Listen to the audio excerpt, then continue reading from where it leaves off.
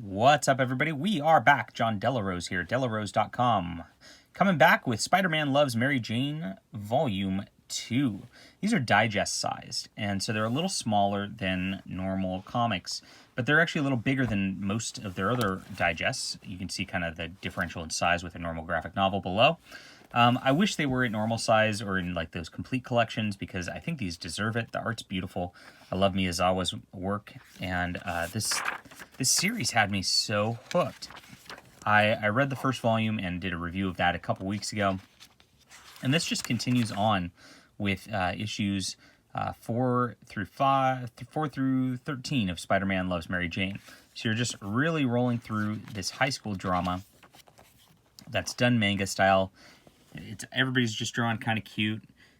It like I said with the first volume, it makes me wish more manga was colored rather than in black and white, because I just think it adds so much to it. And these colors are pretty simple. It's not like they really went out of their way to like do big colored sort of things.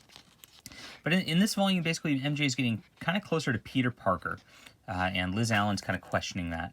And there's a couple different plot threads that are going through here. Mary Jane's doing her play thing, and girls are getting jealous about her, so they're working to destroy her. Oh no. Of course, that's what happens through these. And of course, we get a little Spider-Man stuff, and finally she has a date with Spider-Man proper, and Peter tries to preempt it and be like, go out with me instead. And she's like, no, I'm going out with Spidey. And she loves it, but then she realizes kind of towards the end that she really just had a Spider-Man fantasy. She didn't really actually know Spider-Man, and since Spider-Man's all closed off and all that, she really wasn't into it anyway. She's like, maybe I should go out with Peter after all. And then suddenly, bum, bum, bum, they introduce Gwen Stacy. And so this is how McKeever does the high school drama elements. Every time something looks like it's about to go right, he introduces one of the other sort of Spider-Man key classic players, and they throw kind of a wrench in it. Gwen Stacy's a big wrench in this, and Gwen Stacy is actually a more likable character than Mary Jane in a lot of ways as this goes through here. I think she just is a person who just kind of, she doesn't get much of the spotlight in this, but she's just a nice girl, and she kind of just loses over the course of things. It's sad. But I guess that's what happened in the original comic in a lot of ways too. So Mary Jane goes goth for a little bit. This is a weird one. So she reminisces about her past, and I don't know if Miyazawa needed a break or something, but they get some different artists in here, and they draw these high school characters like grown-ups almost. This looks like a 30-year-old woman compared to these like cutesy anime characters. So it really is a jarring change, especially this is going back over MJ's past and like kind of how they got to this point and how they kind of learned to know each other with this other artist. And it threw me out of the book for a bit. Maybe they just need to catch up, needed a break. I don't know what the deal was with this. But it was not my favorite art, and I kind of was like, I don't know about this. But then we got right back into it.